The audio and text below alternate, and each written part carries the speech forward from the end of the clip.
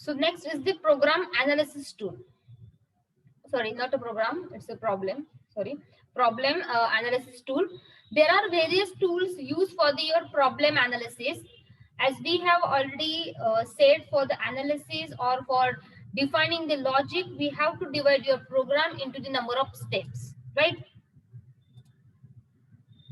Then you can show overall logic using the following methodology.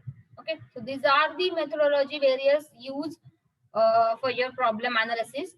First one is your algorithm, next is flowchart, and third one is your pseudocode. Okay, you can pronounce it as a pseudocode.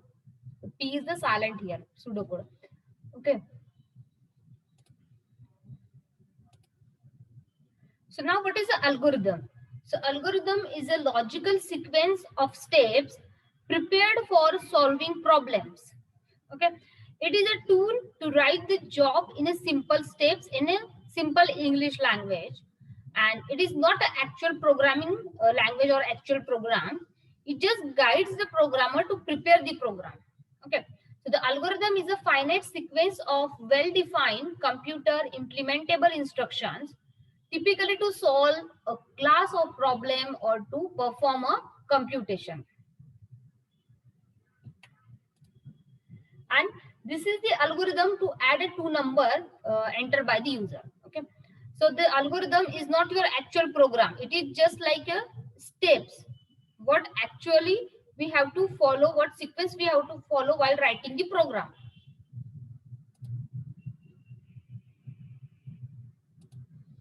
Stay in the step first, start.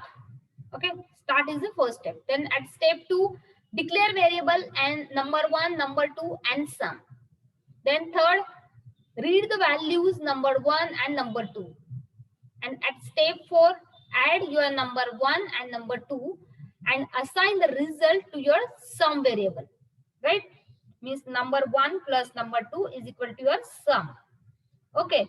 And at step 5, display sum. Okay. And at the step 6, stop. Means close your program. So this is about the algorithm. Okay. This is your algorithm. It is just simple steps in a simple English language. So by using that algorithm, anyone can easily understand what actually we have to perform. Otherwise, what is the actually flow of your program.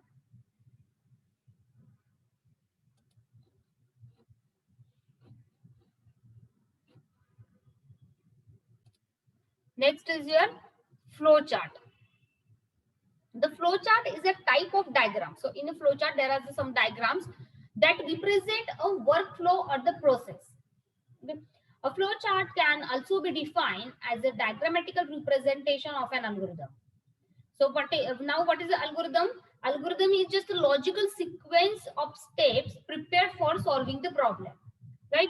So in your flow chart, the flow chart can also be defined as a diagrammatical representation of your algorithm now. Okay, a step-by-step approach to solving a task. So these are the symbols that are used basically to draw the flow chart. Okay, so in a flow chart, after preparing an algorithm for a given task, it can be presented in a pictorial form in a brief. The method used to represent an algorithm in pictorial form with a standard meaningful symbol are known as your flowchart. Flowchart is basically prepared in formulating and understanding algorithm, and with the flowchart, programmer illustrates different loops, logical decision, input and output data. So to draw flowchart, the given there is a table is given, and the symbol are used as a standard conversion. And your flow chart explains the actual flow or the steps in which the problem executes, right? So your flow chart is the diagrammatically or pictorial representation of your algorithm.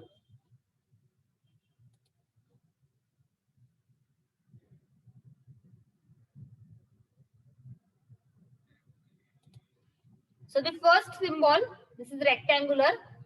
Okay, so rectangular with rounded corners to specify start and the stop known as the terminal, and it is usually used as the start and end of the program. Means this kind of symbol, this first symbol, okay, this is used to represent your start and ending of the program.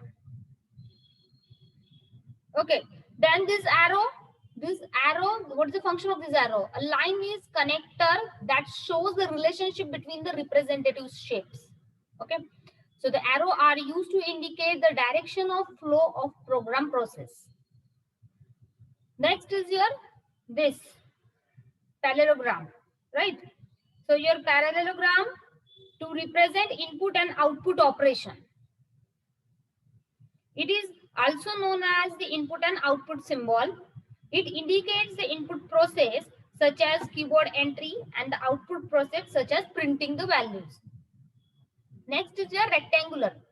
So what is this rectangular?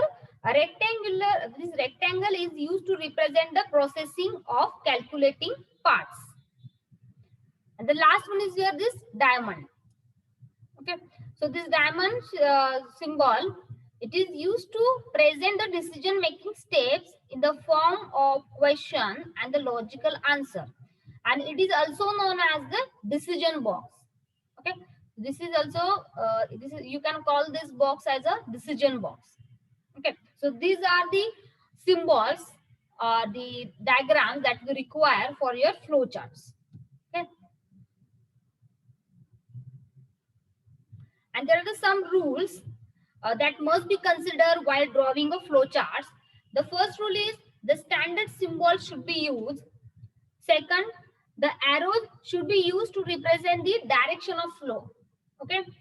Third, flow lines should not cross each other. And the last is program flow should be top to bottom. Okay. You should start your diagram from the top side, means from the start. You cannot write the start at the bottom side. Okay, so these are the some rules that are considered while drawing a flow chart. So you can draw these symbols in your notebook. Okay, write these symbols in your notebook.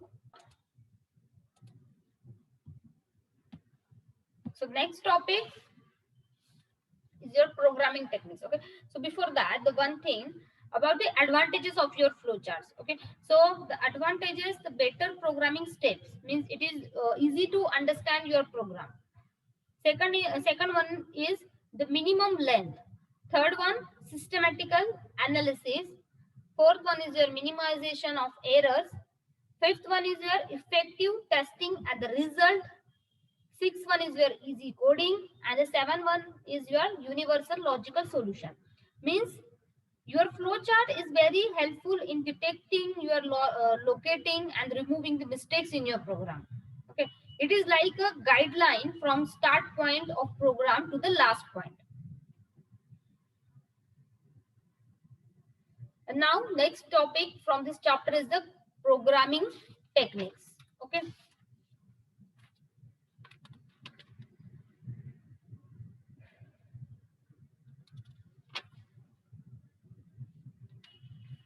So programming technique, in that first one is your structural programming and second one is your modular programming.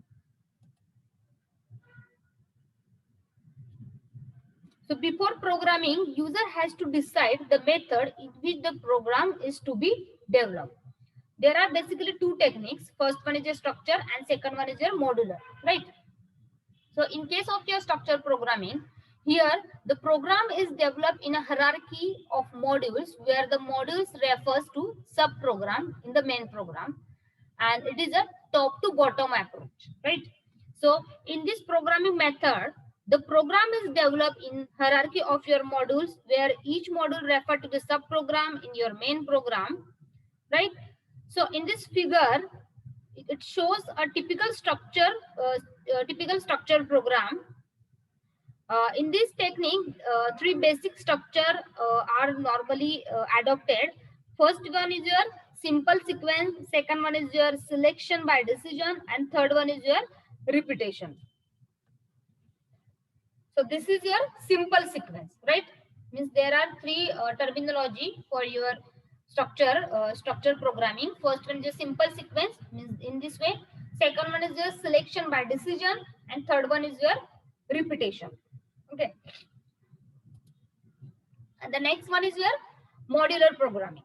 Okay, so in this programming method, a main module is prepared just by writing the instruction of code. Sub-modules are prepared by writing required program in the main program. So this function, this function, this function, these three are the sub-modules. Each sub-program may be called as a functions or procedures, right? So this is your function, otherwise you can refer it as a procedure. Each function perform a specific routine which may be required many times in the main program. So in your modular programming, reduces rewriting the sub-programs. Okay, so in C language, modular programming is more popular. Modular programming allows complex problems to be divided into the simple parts. And all these parts means all these modules, this module, this function is second module, and this is your third module. So all these parts and modules are controlled by a single program. So this is my main program. This main program will control my these three different modules, otherwise three different functions, right? Each module may be called as subroutine. And you can refer this as a function, otherwise procedure, otherwise subroutine. Okay. Modules means it is the simple, it is a subcode, right? Let me give you the one example. Just let me draw the one diagram here. Suppose I want to write down the program, okay, for the addition, subtraction, and multiplication. So first is my main program. Okay, so in that main program, what I will do, I will write down the three different modules. First module for addition, second module for subtraction, and third module for division, and last for the multiplication, right? So this is main program and its modules are this. So I will write the four functions. Okay, add, subtract, division, and multiplication, and I call these functions from my main program. So this is about the module. So here we can refer your add function as a one module, sub function as a second module, division as a third module, and multiplication as a fourth module. So this is about your modules.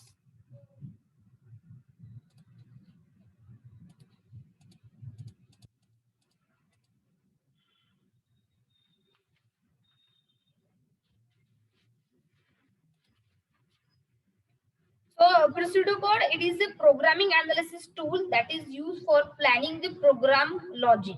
And pseudo means it's a false, and the code refers to the instructions written in the programming language. And it is a limitation of actual computer instructions, right? Means pseudo code is made up of the some basics logical structure that have been proved to be sufficient for writing any computer program. Means you have a sequence, selection, and the iterations in your pseudocode.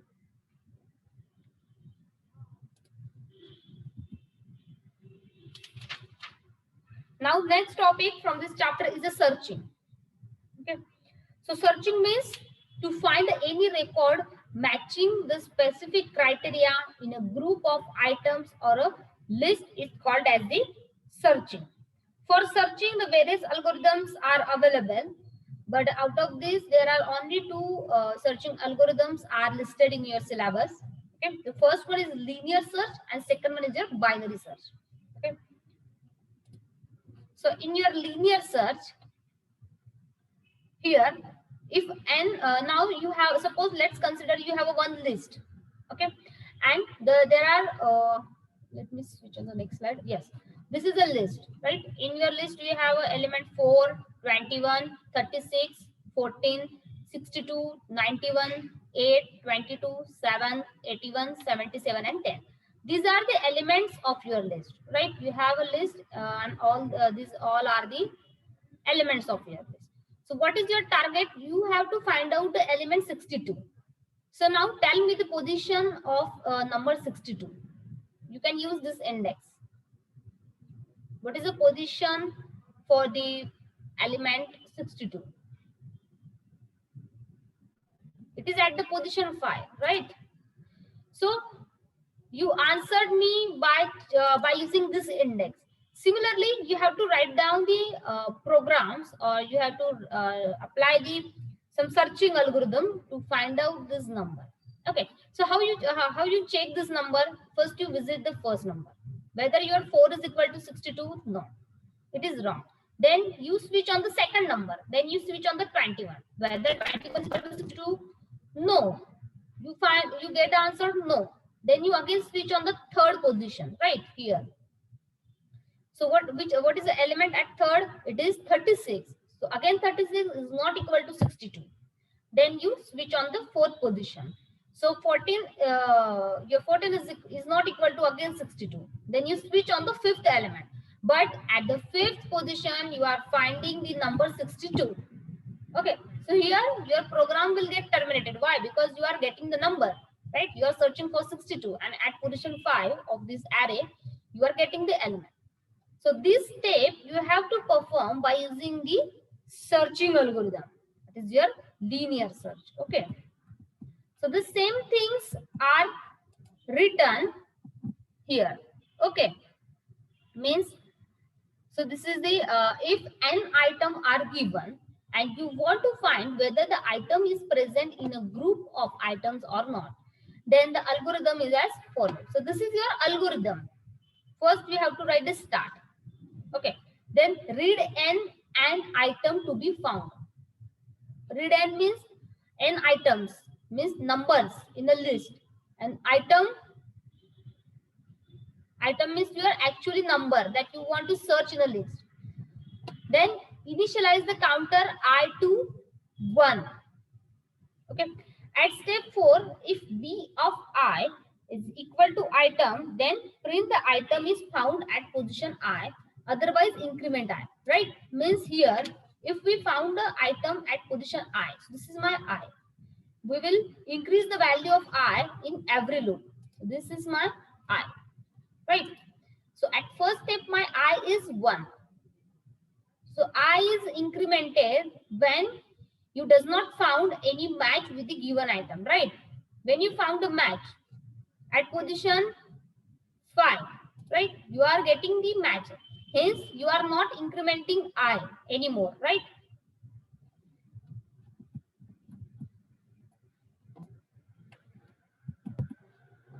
So here, if b of I is equal to item, then print the item and found at position I, else increment the I. At position 5, if I is less than n, then go to step 4. Means this step, means this loop will be continued unless and until you will found the match. At the step 6, if I is greater than n, then display the item not found. If you are done with the list. Okay, suppose here you are trying to search the number 99, right? But 99 is not available in this list, right? 99 is not available in this list. So in this case, it will throw the answer like item not found. And last one is the stop, means terminate the program. Okay. So here I is your counter. Item means that the element to be searched. B is the array name, and n is the number of item in your list. So here the item to be found is compared with each element in your list. Okay. At step 5, if I is less than n, so what is your I? I means your counter, right? Means I plus plus. That comes under your looping condition. Okay, for loop. So and your counter is less than n. N is your number of item, right? You have to check the for that particular given item unless and until you reach the last number. If you are finding the match, then it's okay. But if suppose you are searching for the number 99, so this number is not present anymore in this list, right? So So your loop will break at the last condition, at position 12. Okay. So here I means I is your counter and n is the number of item, means the total number of item in your list. So this is about your linear search. In linear search, you check for the every element in a sequential manner. And the next one is your binary search. Okay, next is your binary search. So in case of your binary search, so it is the simple method to search a sorted list. We assume that the elements are arranged in the ascending order. So what is the pre-requirement for your binary search? The elements are arranged in the ascending order, right? Ascending means, suppose the element is 9, 11, 34, 56, 67.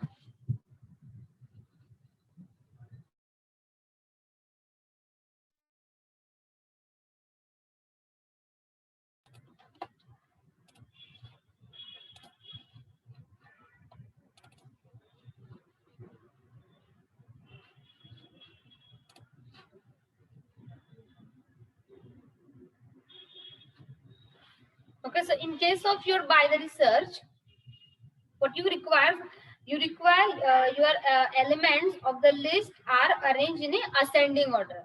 Okay, suppose you have the elements. Let me write down that element here. Suppose the element is 1, 23, 56, 78, 99, 121. Okay, so these are the elements of your list and you have to find out the element.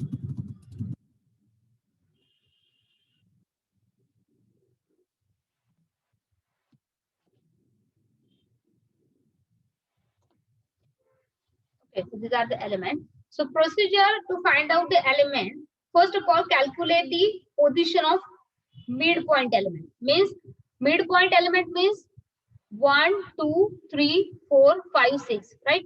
There are total 6 elements in your list, correct? There are total 1, 2, 3, 4, 5, 6, 6 elements. So first of all, you have to find out the position. No, first of all, you have to find out the middle element.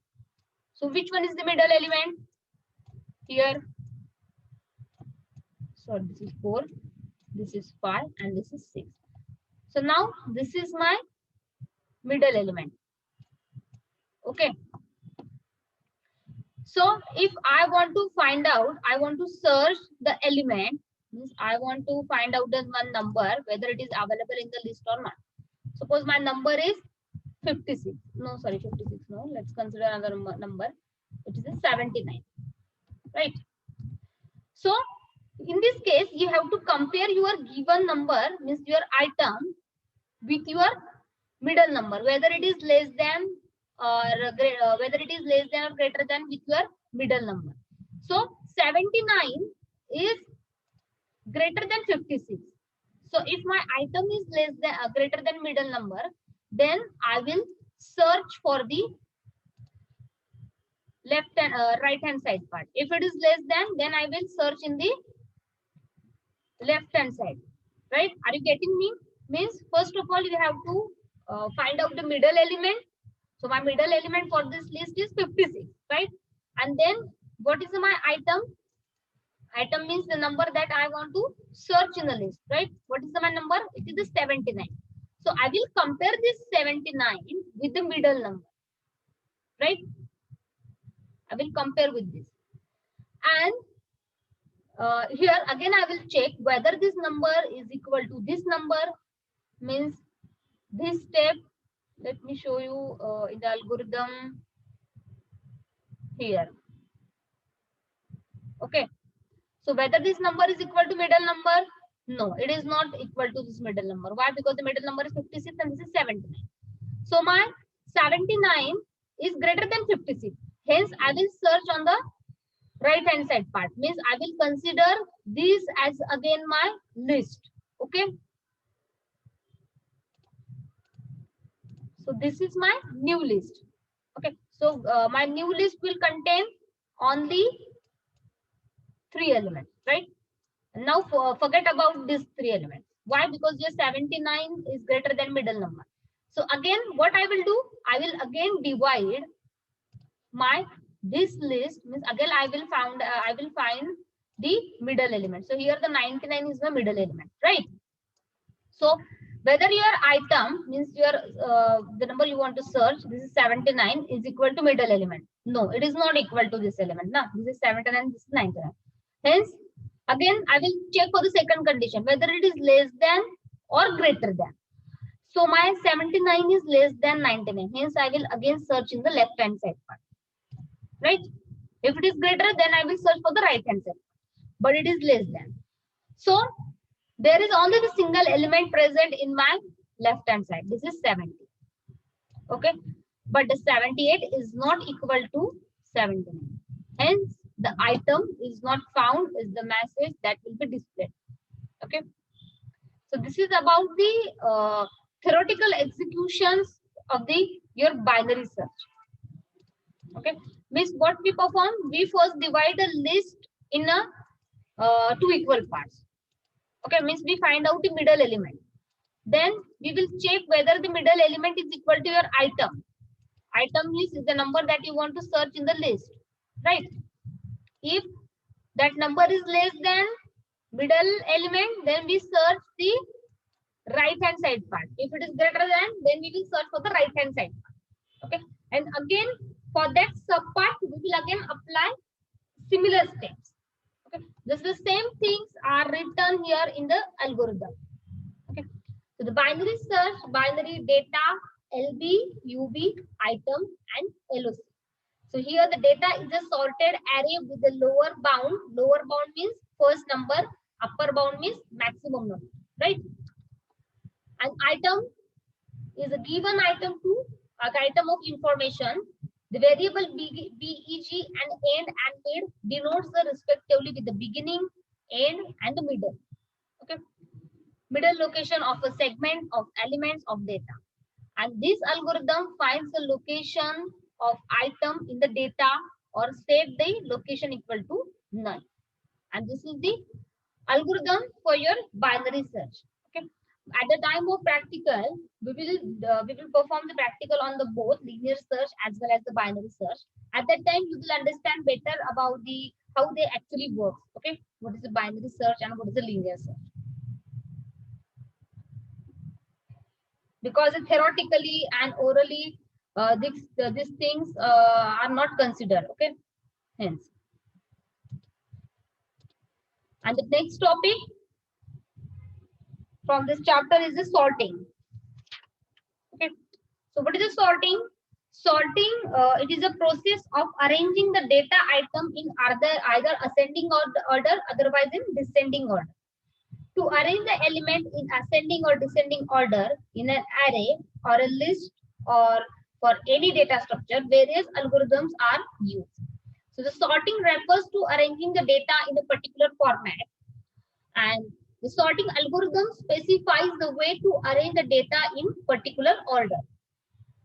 The importance of sorting lies in the fact that the data searching can be optimized to a very high level, and if the data is stored in a sorted manner, it is really helpful. It saves the time for the searching for the data. Okay, and sorting is also used to represent the data in more readable format.